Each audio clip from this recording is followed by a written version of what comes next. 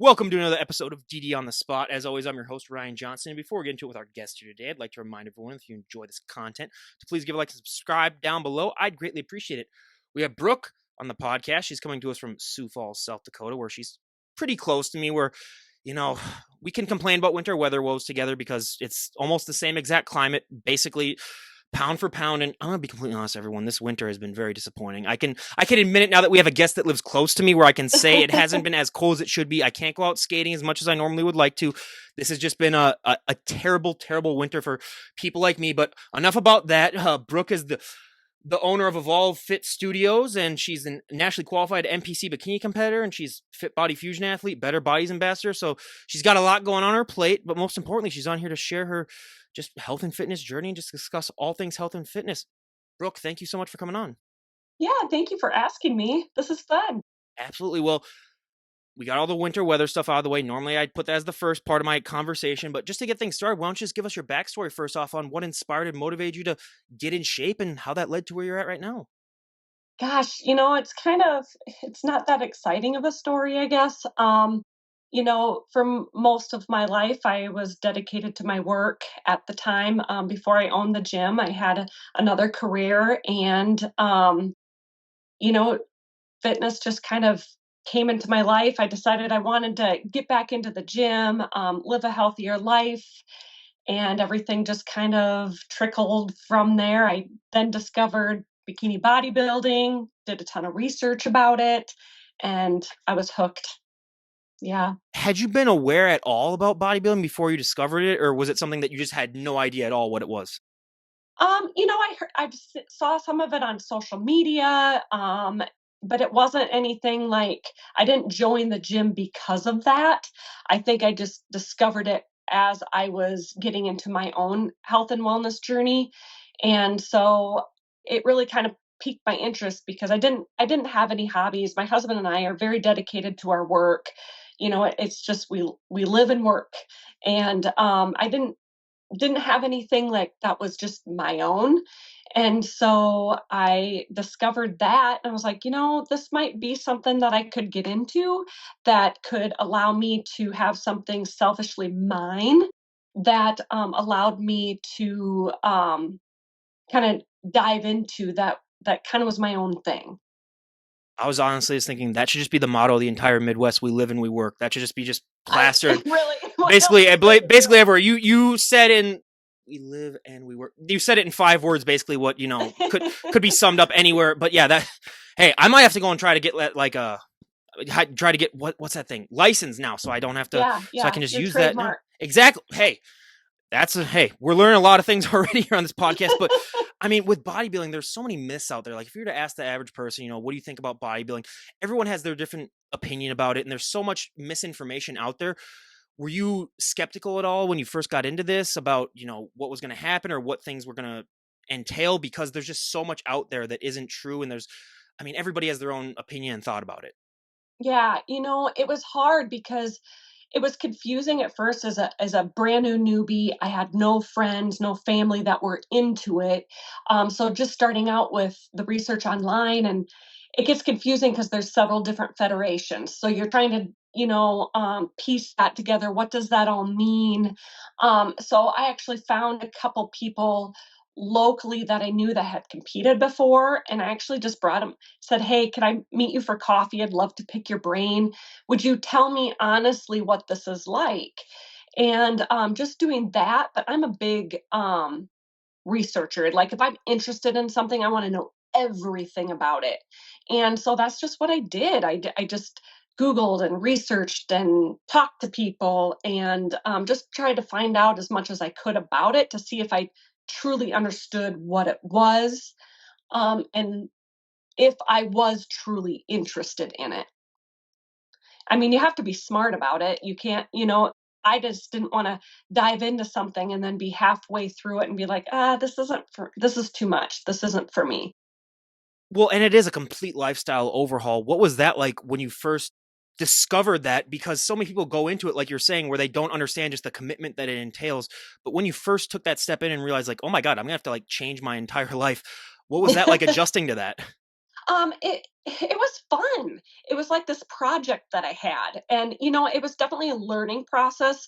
The way I do stuff today isn't anything like what I did before. I think you learn, you learn about schedule and routine and you learn about food and what truly is healthy, what isn't. In the beginning, you always try to like fit stuff in and you kind of trying to decipher what foods make you feel good, what foods don't, what truly is necessary to stress about, what isn't, and just kind of figuring that out. But everybody kind of has their own routine. And so I found that fun. I found it like a new project to have that I could kind of figure out. I'm very much a person that likes to live by a schedule and by a routine. So I mean, it was perfect for me. I have yet to meet a type B bodybuilder, so yeah, it's you're hitting the nail right on the head there. But I love to also talk genetics on this podcast because I could train just like someone else. I could do everything that they do, and I'm not going to end up looking just like them. It's just everybody's body is built differently. But on top of that, whenever someone first gets started working out, they always have that one body part that really, really takes off. They don't have to train as much, and then they have that Mhm. one body part that just drags behind that they have to train to oblivion. What was one body part that took off for you, and what was one body part that like you just had to drag behind? Oh, it's forever trying to build the shoulders. But my hammies are always good to me. My hamstrings are always popping, and those are easy for me. But I really enjoy training them. So I don't know. It probably just kind of goes with it. But yeah, and for me, I'm not genetically gifted. I wasn't an athlete growing up. Um, and so I'm very, very long muscle, long and lean, very narrow. So for me, I have, the long muscle, so that means I need a lot more mass. I'm not overly tall. I'm 5'6 3/4", but I just have that long muscle, and then I'm narrow, so I gotta build myself out. So it's been a process, but you know that's what makes it fun. And this is just a life of constant trial and error where you're completely trying new Yeah. things all the time and just seeing what works best for your body. What was that like to adjust to that mentally? Because this is also a journey that takes so much time where a lot of people go into this thinking that they're going to see changes overnight and Hmm. it's going to take months upon months and years upon years to see really like Years, super years. significant change. So what was that like adjusting to that mentally where it's delayed gratification? Yeah, at first, like, at first it was a little disappointing just because, um, in your head, you see, like me physically, I saw all these changes for me, but then how does that correlate on stage? And my first couple years competing, I was still by far the smallest person.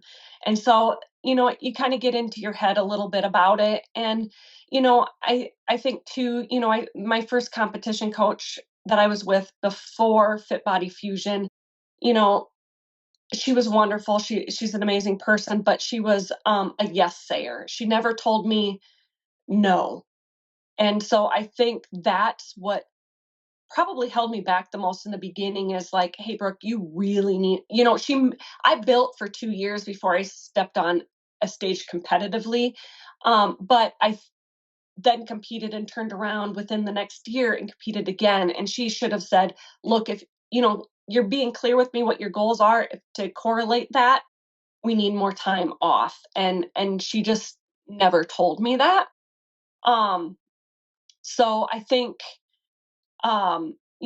having that, it's so important to have that coach that is real and honest and gives you that perspective of, hey, this is your goal, this is what you were seeing, and this is what you're going to have to do to get there. Instead of just saying yes. You know.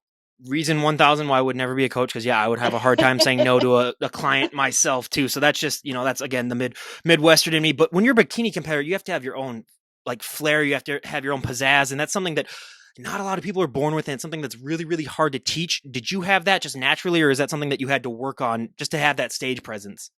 That's something that comes very easy to me. And I was a cheerleader growing up. So being in front of people did not scare me.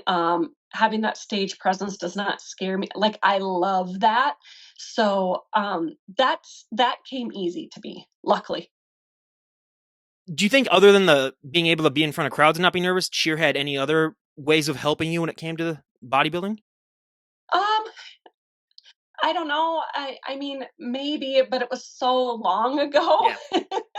that, I think the biggest thing that the work ethic that I have, growing up, I was a competitive equestrian at the national level. And so bodybuilding and that are very, very similar to where you have your competition show season and then you have your off season improvement season. And you work every single day at it, and I feel like the work ethic I got there um definitely helps me in bodybuilding. All right, you mentioned horses. Now I've told the story like 4 times before, but I'm just gonna do a quick recap of my horse experience. So, Hmm. in it's like right outside of Omaha. My one of my great uncles had a farm, and they would have horses there. And one time, my little brother, we were out with the horse, and they were normally like really, really friendly with me. And there was one horse that I really liked. He was a black horse, but he had one blue eye and one brown eye. Oh. And he was always really friendly, but my brother decided that he didn't shoot the horse or anything like that, but he had a BB gun and he shot not even at the horse, but like he was standing next to it and he shot in the other direction. That spooked the horse. It went up on its hind legs and then it landed down on my foot. Ooh. One of its hooves did, and then it ran off. And then, yeah, that's and still to this day he denies that he did it. But this is like 15 years ago. So Nolan, if you're listening to this, the truth is going to come out eventually. Yeah, I I don't care know if it's you on your did it. deathbed or anything like that, but like, yeah, it's going to happen. So that was my little, horror story there. But posing is one thing that's not talked about as much as it should be when it comes to just how hard it is for so many of the competitors that I talk to. It's harder than the working out and the nutrition for so many of them. What has your experience with posing been like?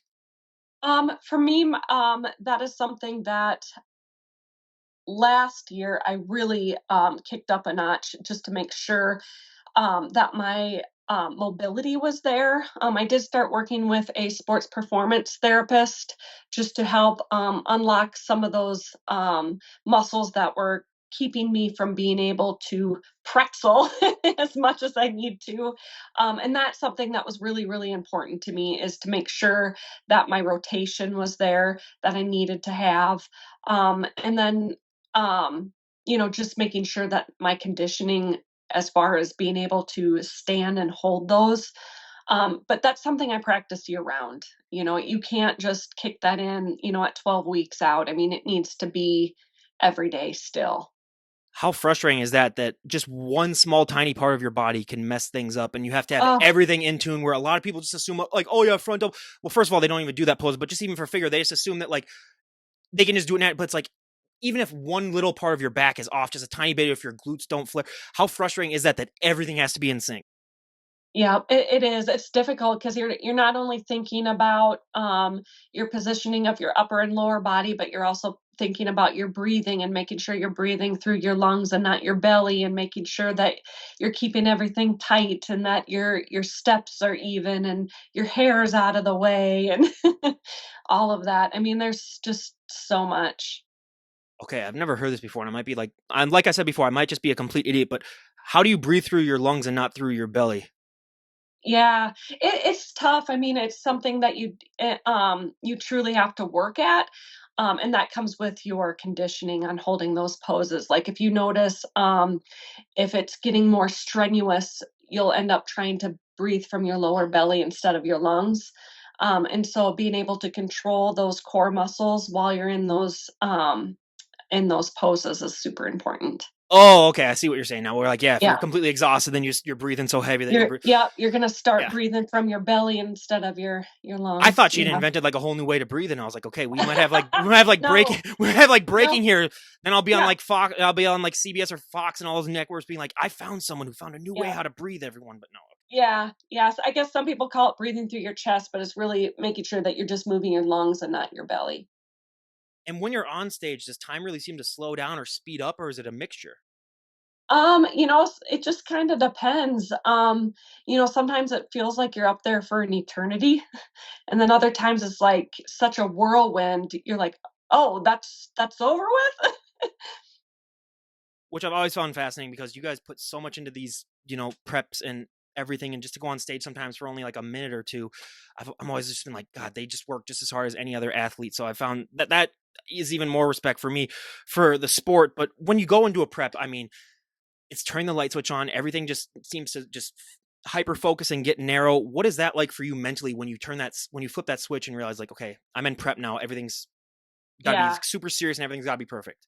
Yeah. I mean, it's exciting. Like you look forward to that. Yeah, I mean, it does have to be a complete mental switch, and sometimes it takes some time, like, just like when you're going into your off season, sometimes it just needs to take that time to switch and just kind of relax a little bit and not be so rigid. Um, but, going into prep, it's just kinda like the blinders on. I have to have I talk with my family like, "Hey, this it's go time." It's gonna be easy for the first few weeks, but, once you hit that 6-week out mark, that's when and 4 weeks out, it really starts getting gritty. But I have to, I feel blessed because I have like the perfect job to go into this by owning a gym. But, I have a talk with my staff and say, hey, I might not be mentally present all the time. And so I really have to lean on them. And I'm lucky. I have some really, really great gals that work for me that know exactly what that means. And, they just handle it for me. What was your friends and family's reaction like when you first announced to them that like, hey, I want to give bodybuilding a try?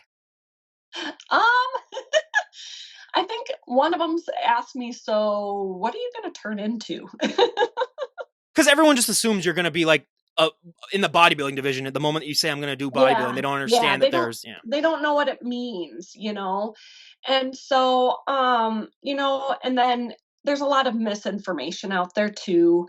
And sadly, there's a lot of like sexualization of it as well. And so I think it just comes down to your family members being supportive and being willing to listen and walk you through. But once they went to that very first show for me, they understood. They knew. And they're like, you belong up there. This is your thing. And so it's been a non-issue. I think that the part that it gets hard is when you're mentally just taxed and you're tired, and you have to say no a lot, and that gets tough. And so I think that's why having those off seasons is so important, is you kind of got to make up for those times and enjoy life. where do you think that mental strength comes from on those days when you're just feeling like crap and you don't want to keep going, but you're just able to will yourself into it? Where do you think that strength comes from for you? Gosh, I don't know. It's just I've always had that. I've always had I can do hard things. I've always been willing and able to dig deep and push through, and I don't know. I think it comes from I have parents that are entrepreneurs that have pushed through hard things and have led through by example. My husband and I have built businesses and been through shit, and so and hell, we've all been through COVID, so we can all do hard things. And it's just the ability to persevere and get gritty and do what you have to and know that you can. Yeah. And how long did your journey before you started owning a gym, and what was the inspiration behind that? Let's see. So we are in our 6th year mark now. So it was the gym that I went to when I started working out and training and doing all of that. And then I became a part-time personal trainer there for about a year. And then the owners were not local to Sioux Falls, and were interested in selling the gym and approached me and said, "Hey, would you by chance?" And I was like, "I'd love to, but I don't know about my husband, so I need to talk to him." And, we believed in it, and knew there was a place for it. And here we are. Well, you said 6 years. How did you guys deal with COVID having a gym? It was hard. We never shut down. So we, uh, went virtual for a lot of stuff and really um, kept in close contact with all of our members, and they just rallied. And I think that's part of having a close-knit culture is they feel part of it too. And so if they want you to stick around and be on the other side of this, they're going to support you.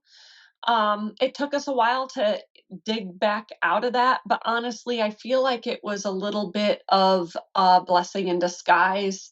It allowed us to kind of clean house on some things and kind of change stuff up a little bit. And it actually ended up being great. So we Which, made it. yeah, I mean, crawling through basically, but yeah, that was just, I think we're going to look back on that, especially like decades down the line, just be like, how the hell did that happen? And like, what it's going to be one of those things that historians are going to look at and be like, God, that was a weird time, but hey, at least we get to say, at least we lived through it, I guess. So we'll have that at least. But what's your favorite part about being a gym owner, and what is your least favorite part about being a gym owner? My favorite part is it's kind of two different parts. Is I have a really cool group of ladies that work for me of personal trainers, and I love seeing them prosper and grow their business, but I also love to see the outcome of the work that they do and seeing our members um, feel empowered when they come through and the life changes that they have with us. And that is so rewarding. Um, and that's what keeps me going. The hard part is dealing with the general public. We're 24 hours, so that is difficult. And every once in a while, there's somebody that just kind of ruins it for everybody. But you know, it's just kind of comes with the territory. So you just got to remember that they're probably having a bad day. You don't know what happened in their life, and it's not personal. And we just gotta roll with it like that. What's that been like as a gym owner, just seeing how much social media has taken off, even in the 6 years that you've owned the gym? Because I can remember when I started this podcast 5.5 years ago, not too many people were like bringing their phones into the gym and taking videos of themselves and doing all that. And now it seems like almost everyone is doing it. What's that been like as a gym owner, just to see that culture evolve? Yeah, it's crazy. But I love it because that means they're feeling really good about themselves and really good about what they're doing. Um, and we want everybody to be respectful to everybody, but I also want them to be able to share that stuff. I think it's great. And it helps advertise us, if they're sitting there, showing that they're at our gym and tagging us. Um, they clearly love it here, and we love that. The only problem I would ever have about that is that I tend to not be the best looking when I'm working out. My hair is always kind of messy and I can kind of just look a little disheveled. And the only problem with that is that I'm going to be on someone's social media eventually. I might not even know the person or anything like that, but someone might see me. That's the only problem I have, that where it's like I might have to start, dialing myself up a little bit before I go out to, public gyms, just in case, that happens. But let's be completely honest too. You're not the average looking woman, especially as you are getting ready for a show and you get that prep look. And I've compared being a competitor to sometimes being like a mini celebrity, where once you go out in public, it's just human nature to not, we'll stare a little bit and just to be fascinated by it. What's that reaction been like? And have you gotten more used to it as you've done more and more shows, or is it still one of those things where you're like, okay, this is kind of weird still? I guess I don't notice it as much until people say stuff. And I try to be really clear with my ladies that what I'm doing is not like a picture of health. Like, this is an extreme sport. So keep that in mind. And I more worry about my members being intimidated or feeling uncomfortable, making me feel uncomfortable around them because of the way I look. So I really try to make sure I kind of stay in my own space, and not not make anybody feel uncomfortable. I think that's always my worry. But I kind of forget like how crazy I look when it comes down to those last couple weeks, because you got your prep goggles on. You're still thinking you need to be leaner, or you feel like you look really flat when you look really crazy. And yeah. Well, that brings me up into body dysmorphia, which you can say you don't have it, and I'll nod my head in agreement with you, but You do. If you're a bodybuilder, you have at least some form of it. And Oh, you sign a deal. You 100%. sign a deal with the devil once you decide to compete that says you're never going to be big enough. You're never going to be good enough. How do you try to at least cope with that? Because I have talked to some people who just try to ignore as much as they can, and then I've talked to other people where it just takes them through a whirlpool, and then I don't know how to deal with it myself personally. But how have you tried to at least mitigate some of the extremes that body dysmorphia can give you? I just try to tell myself I'm being stupid. So, I mean, like I'm not one, like when I get into prep, I'm very, very honest with my coach, and I tell her, you're gonna have to be honest with me. I'm beyond the point of being able to see myself objectively. So you gotta tell me because I feel like I just look the same. And I know that that's not true. And so I'm able to realize that and kind of tell her like, hey, you're going to have to tell me because I'm beyond being able to see this. Now in the off season, that's when, I know I have my days of like, I just feel, like the lines are kind of disappearing, or you just kind of feel fluffy a little bit, and like the abs are going away and stuff like that. But you feel good, like you feel good. But like when you look at yourself, you're like, I wished I looked a little crazier. But and you just kind of, that's okay. It's okay to have those days where you just kind of don't, you know? Well, and speaking of those days, though, you live in a climate which is unforgiving for about 7 to 8 months out of the year. And you no doubt have probably prepped during that time. And I've always considered those people to be absolute psychopaths because getting that low of body fat when it's that cold out, sometimes it's just asking for pain and suffering. How do you deal with that? It's horrible. And I want ask myself, why do I compete when it's, in the fall and it's miserable? Now, in the beginning, like if I start prep like in January, February, it's fine. It's like the perfect time, because you start shredding with the layers, and stuff. But there's been a couple shows where I've done a couple shows like in October, and I just wondered, like, why am I doing this? Because they're still blaring the AC in the event center. You're in a bikini and it's, 40, 50 degrees outside. It's not fun. That's why the people from here that like do the Olympia and stuff and sometimes Ugh, compete up into December, I'm like, how do you even it's function? yeah, yeah, it's hard. It is. It's not fun. It's definitely extra added on where it's just like, yeah, again, that's why upper Midwest bodybuilders, I'm always just like, okay, that's a special breed of people right there to be able to deal with all that. But cardio, I hate it more than life itself. And unfortunately, when you do Same. become a bodybuilder, yep, you have to do cardio. How do you get through that? Because I like going on walks and stuff, but let's be honest, even this time of the year when it's even in the mid 30s, I still don't want to go out and do it just because it's miserable. But how do you deal with cardio? Oh, I hate it. I hate it. Like getting my steps in and stuff like that, that's super easy. I have two dogs. I take them on a walk. Sometimes I'll take them both separately just to get the extra steps in. The steps part is easy. Um, like when I have to get on that Stairmaster for 40 minutes, I actually jump machine. So I'll do like 10 minutes here, 10 minutes here, 10 minutes here, and just kind of rotate it. Or I'll ask somebody to come talk to me because I get bored. It's more of like the mental game than it is like physically exhausted. It's like mentally, I can't take it anymore. You never thought And about it's like like having a laptop up front and doing like expense reports or something like that while you're on while you're jogging or something? maybe that's what I got to Yeah. do. Yeah, it's just for me, especially It's during the pandemic, difficult. I ran out of stuff to watch on TV. Like I watched all the movies, I watched all the TV, and then it really got to a point where I was like, God, am I gonna have to start rewatching stuff just to take my mind off it? But yeah, I wish there'd be some more way. And then again, like walking outside, that's where if I could see the same thing outdoors in nature, every single day for a year, and I'd still be fine with it. It's just a completely different atmosphere. But when you are, getting ready for those shows, we talked about the mindset change and all the other stuff that goes into it as well. But this is such a time consuming sport. You're not going to have that much really time for social life. You're not going to have that much time for a lot of other personal things. How do you try to sort of balance things so that you're not going completely crazy? Um, uh, you know, Or do you just go full blown crazy, which I've had people say that and that's fine you too. know, We're my husband and I, like I said, we're dedicated to our jobs. We're homebodies. So it's not like I have like this major social schedule or anything like that. My social time is when I'm at the gym and talking to my girls. So like I said, my job makes this so easy. I don't know how the people with the 9 to 5 and the kids, I don't know how they do it.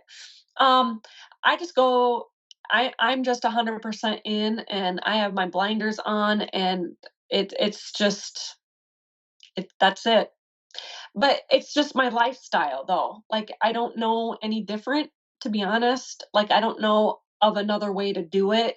Like, I try my best each time. I like kind of reflect, like, how did I socially, personally handle that? And, trying to be more present, for my husband and my family. Um trying not to let my anxiety, like when you're hungry or you're tired, not reflecting that in the way you talk to people, you know, and just trying to be more aware of how you are. But yeah, I'm just 100% in. Well, I was just shocked too when I first started doing a little bit of diet is just how much I am a person who doesn't really tend to have that much anxiety, but like when I'm hungry, then that's when you think like you're gonna get sick and you think that your body's just failing you, and then you take like one bite of bread and you're like, oh, okay, I'm fine now. But I was just shocked at how much the mental game plays into, especially the prep that it goes into, and how this is just constantly just a mental journey. But how do you think you have grown mentally? Because so many people just notice the outside changes and say, oh my God, Brooke, you look amazing, but they won't notice that mental strength that you developed as well. What has this all been like for you mentally? Just realizing that you can, I mean, other than you can do anything, but just the mental side effects where I've had talked to people like they're just so much stronger mentally through doing this. Yeah, I mean, and I think it just teaches you to be well prepared. Um, and just living more like by a schedule. I mean, I'm like on the clock. I know, eat at 10, eat at noon, eat at 3, eat at 8, whatever it is. And like just keeping that schedule. I am, you learn ways to make your life easier, to be more efficient, because you do get tired more quickly. And finding ways to distract yourself between your eating times. And yeah, I don't know. Well, and you mentioned you talk to some of the girls at your place a lot, and it's like a community, and I love that because this is one of the few sports where like everyone tends to get along a lot of the times, and people really do support each other, which is a rarity. But what's the best piece of advice that you would give someone who's just thinking about getting started in bodybuilding? To do your research. I think a lot of girls, and it just depends what their goal is too. I mean, you have to have that realistic goal. There's some people that want to compete just to say they do it because it's fun, it looks cool, whatever. But then there's others that truly want to be competitive. And I think you have to have realistic expectations on what your goal is and to do your research. This isn't something that you should just walk into without preparing. Um, you, I think, for me, I coach a lot of girls. And if anybody ever brings up to me their idea of competing, I make them do nutrition coaching with me for at least a year. I have to see that you're committed to be able to track, but you also can't walk into a competition prep where you're only eating 1,400 calories a day and have, you need to have some sort of built up of your nutrition. We have to see your dedication.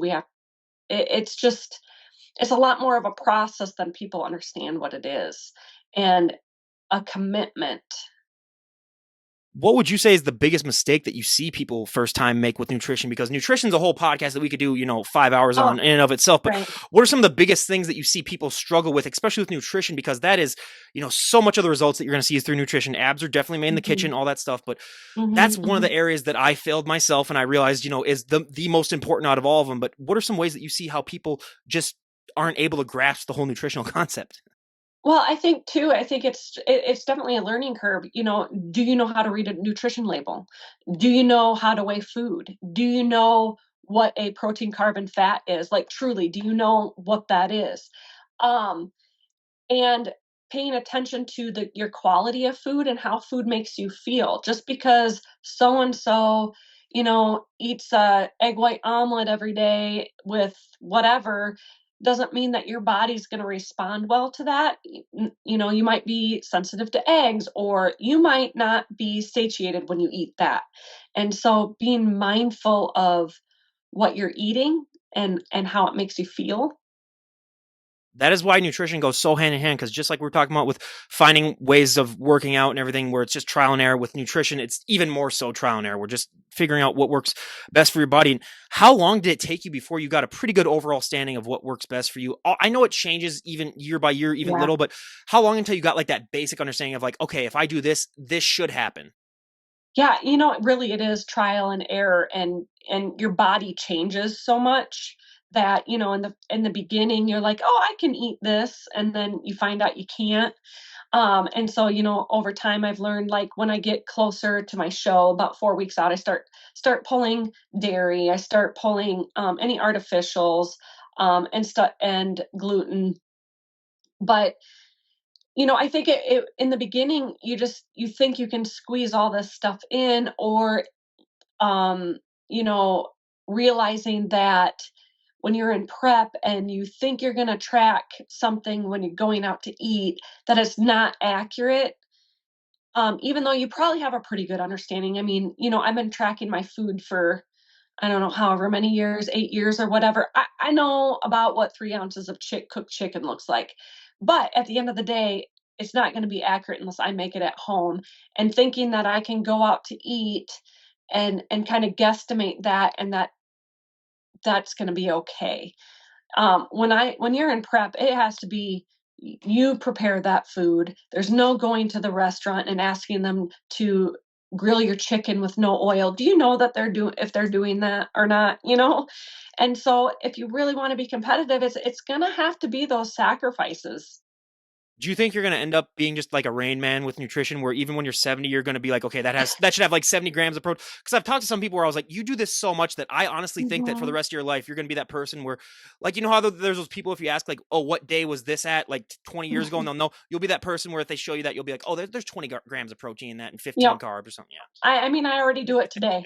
I'll if I'm helping my mom with something, I'll be like, okay, she wants to edit out something in her meal plan. I'll be like, okay, well, this is about, that's, an apple's probably this many grams of carbs, and da da da. And yeah, I mean, you do it already. Have you gotten past the New Year's resolution or point so far in the gym? Because we are talking at the end of January. Normally they wean themselves out. Or are you still experiencing the upper end participation of people? We kind of always have a little bit of a slow start to that. We kind of end up kicking off all of our people come February. I feel like you got to get through the holidays, and then we had a really, really cold snap, so that kind of kept everybody home. So it's just kind of starting to kick up for us. Um, but we see a lot of the people that haven't been to us in a while coming back. I love that. It's always my favorite time of year. I love seeing the buzz and getting in some new blood to play with. I always personally never go in January to any gyms. I always just work out at home then, and then February 1st, I'll be right back in my spot. Just because the first couple of years with all the New Year's resolutions, I love them. They're trying to better themselves, but you're taking too much time on things. An hour workout becomes an hour and 45 minutes because you're just waiting around all the time. But no, it's just, again, I have no complaints about that, because they are people, trying to better themselves and everything. And if someone were to walk up to you and say, Brooke, we made a decision, you can change one thing about the sport of bodybuilding and everyone would go along with it, what would be one thing that you'd like to see change? And if you have more than one, we can obviously do more. Do I have anything? Oh gosh. Prize money. Yeah, prize money.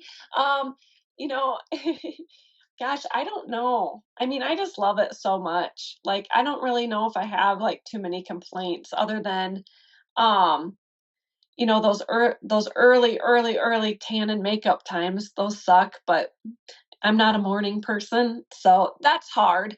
But I don't know if we could somehow like structure it better to where we knew we were going to go on stage at 2 p.m., then we wouldn't have to have makeup at 4 a.m. Well, to prove how much of a not morning person I am, I have written down that the only podcast that I will ever do, um, below 10 a.m. is if it's either The Rock or Arnold Schwarzenegger. That's the only time I'll ever get up at like 6 o'clock or any other time. Anytime for those guys, it's fine. But otherwise, Right. it's 10 a.m. or later for me. So I Yeah. totally understand that. And just being that you've been doing this for so long and just seeing how much this sport has changed and how even bikini competitors look completely different from when you first started. I mean, it's almost figure competitor-esque now. What has that been like, just seeing this sport just change and evolve? It's exciting. I love it. I know, like, some people feel like, bikini's getting too muscular. I don't think so. I mean, I suppose, like, if you see some of the pictures in the pictures, they look really hard, but when you see them in person, it's not as extreme as what you think it is. Um, and if you see them in person, it just looks way different. Just like for me, when I'm walking around with a t-shirt and leggings on, like, I don't look like some big bodybuilder walking down the hallway or anything. You look tiny, you know, and it's just our poses and our pumps that make us look so big. And so, but yeah, I think it's been exciting. I love to see the evolution of it, and just yeah, I think it's great. I wonder if there's been a lot of talk on breaking off, some of the bikini stuff, or reining it back in. Um, but I mean, I don't know. I think it just kind of depends on who shows up that day and what that looks like. And I think people get far too critical of it, um, because you weren't there. You didn't see.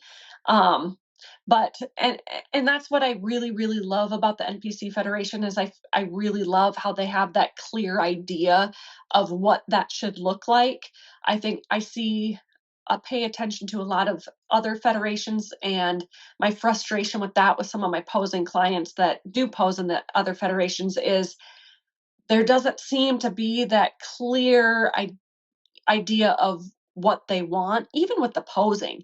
Like, if you're going to say there's mandatory poses, come up with the mandatory poses and what you want them to look like and what you're looking for.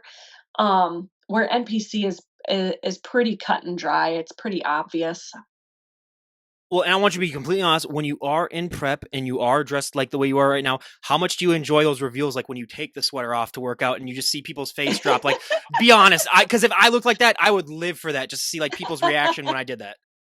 I think it's more exciting to see myself. I don't know if I care about what everybody else thinks, but I see myself and I'm like, yeah. Oh, I would just have It's camera just so angles all in the gym, rewarding. just focus on other people, just so I could like tape that and be like, okay, that was the reaction. But yeah. Yeah.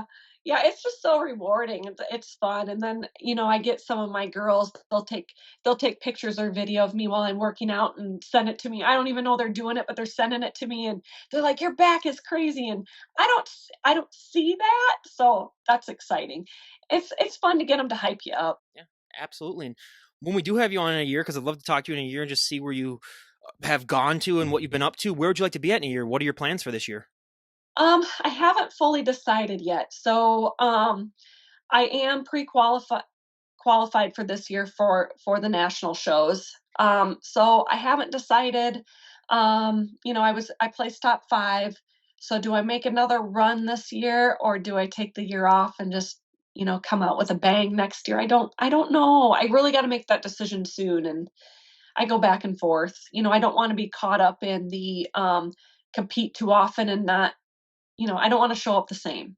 So I don't know. Trust me, I've talked to hundreds of competitors and dozens of them have done the same, that thing we were talking about, where they just compete constantly and then you wear yourself out too, because like you said, it's not Yeah. the healthiest lifestyle at times. And if you're doing it constantly, so yeah, definitely. I mean, I've had people take years off in between, and there's nothing wrong with that. I mean, you still have it's not like you're ever gonna quit, because like with your job, it's almost impossible Right. to like quit Right. at least It just completely. But it gets hard to keep that focus for that long.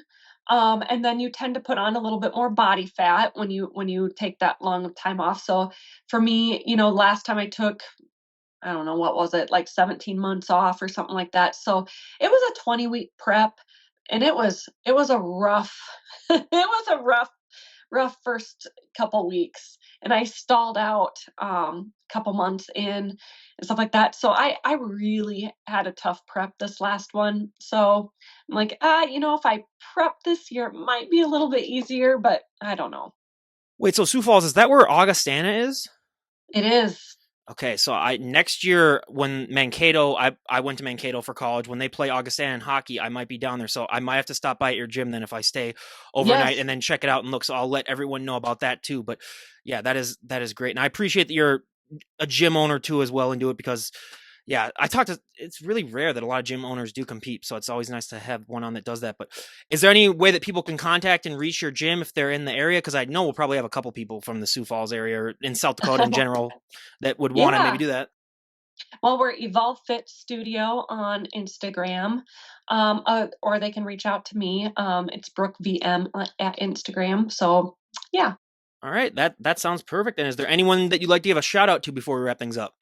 Oh, I don't think so, but Hey, I appreciate that as well. At least you're not one of those people where 15 minutes later I get another word in and you're like, it's their Oscar speech moment, so they got to get every single person, even that guy that they ran into, on the street 5 weeks ago that just said hi to him. So, but no, again, I really appreciate having you on and sharing your journey. And everyone, go and check out Brooke. I'll leave a link to her Instagram page down below. Buyer beware, you will get inspired to get off that couch and stop eating all those Twinkies. But Brooke, thank you so much for coming on. oh, thank you. I had fun. Thank you so much. Appreciate that. And again, everyone, this is Ryan Johnson, DD on the spot, signing off. Have a great day, everyone.